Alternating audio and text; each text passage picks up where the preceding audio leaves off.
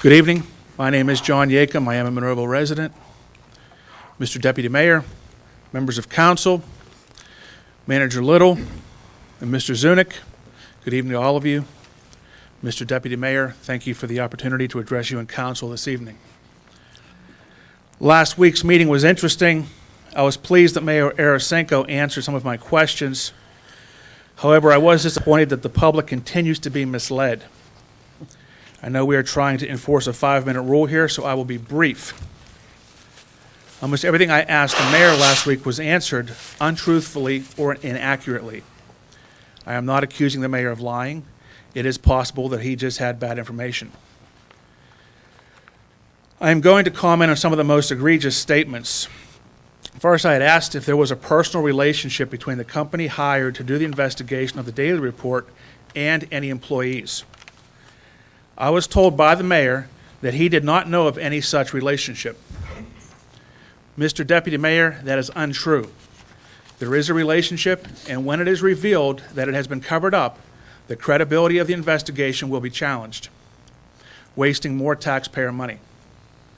Why has the relationship between the current investigators and one of the persons involved in the investigation been denied? Mayor Arasenko made a huge deal about the alleged relationship between Chief Pascarella and John Daly. Why is the relationship between current investigators and one of our employees being hidden? Well, Mr. Yakim, me personally, I can't speak for Mayor Arasenko, obviously, but me personally, and I believe other members of council, we got the CSI company information from the Gateway School District through Mr. Dice that they have used CSI in the past at the school district. So you're telling me that you don't know of any personal relationship as a sitting member of council, as a deputy mayor, you don't personally know that there's a relationship between one of the primary investigators and one of the employees involved? No. Okay. Mr. Deputy Mayor, Mayor Arasenko stated the focus of the investigation has not changed. However, it is apparent that it has changed from what was stated in the minutes and in the engagement letters signed by Manager Little and Solicitor Dice. But in the interest of time, I will leave that for another day. Mr. Deputy Mayor, last week, Councilman Harvey held up a payroll report of the past several months to exclaim that former Chief Pascarella had been paid continuously since his resignation as chief. Both you and Manager Little were here when he made that statement, and both of you have seen the reports. Can you tell me, Mr. Deputy Mayor, was Steve Pascarella being paid wages, or was he simply being paid, over a period of time, his accrued benefits, including vacation and sick time? My understanding that we'll call Mr. Pascarella. I'm not sure if it would be a chief or assistant chief or lieutenant, but Mr. Pascarella was on long-term disability and was being paid while he was on long-term disability. So they weren't accrued benefits that he had earned prior. No way. And Mr. moved Little forward. can clarify. No, John, no, they were discretionary days. So he wasn't actually being paid a part of his salary. This was already accrued benefit. He was being paid his discretionary days. Okay, so that's not salary, correct? He was being paid his discretionary days. Can you answer the question if it was salary or not salary? It was discretionary days, John. Okay, so he was no longer receiving a salary as such. I'm not going to get into semantics on whether it was salary or it wasn't salary. Well, I'm He sure was if you don't being get into paid. it here, at some point, it's going to be on the record. Okay. It was discretionary days, that's a fact. Okay, so it was discretionary days, so you let Councilman Harvey make it as if he was still on the payroll, but these were discretionary days. Neither one of you thought it was important to correct the public's or the record? Well, being on the payroll or being employed and being on short-term disability and long-term disability, I mean, you're still an employee when you're on long-term disability. Yes, that's correct.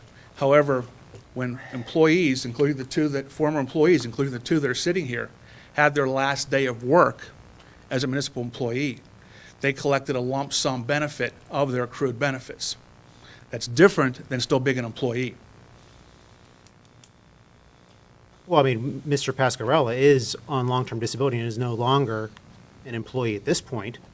I don't have the date in front of me exactly whenever He So went on was long-term that stack, disability. what, was he being paid, Ron, in that stack, or was he on, was it his vacation time that he was getting paid over Well, time? you have to be an employee to get vacation. You know, actually, We wouldn't give you vacation, no, but it's something he had prior earned. and he was using it. Okay. If I'm not sure exactly the point you're trying to make. Yeah, I Yakim. I mean, A lot of it, I don't have them, I didn't bring them back tonight, but a lot of them were benefit time that he did accrue with vacation, and I don't know if there was any comp time in there or not, but you have to be an employee to use that stuff. Once you leave, you don't have that vacation anymore. Okay. And speaking of last week and Councilman Harvey's comments, Mr. Deputy Mayor, our municipality is currently involved with 2 federal lawsuits, multiple state lawsuits involving past employees. I anticipate several more. And we have been the subject of at least 1 federal and 2 state investigations. And for the second time, an elected official has publicly attacked a Post-Gazette reporter. Several months back, Mayor Arasenko made disparaging comments regarding Post-Gazette reporter Annie Siebert. This time, Councilman Harvey attacked John Silber's reporting. But during his attack, he admits he never actually read the story. I ask you, Mr. Deputy Mayor, is there anywhere in the Post-Gazette article that Councilman Harvey referenced regarding former Chief Pascarella's lawsuit that mentions a secret meeting? I didn't read Mr. Silver's article, actually. So you're a sitting member of council, both of you are sitting members of council, and you didn't read the story about a lawsuit involving our municipality that showed up in the major newspaper in our town. No, I'm a subscriber of the Tribune Review. Okay? Thank you very much.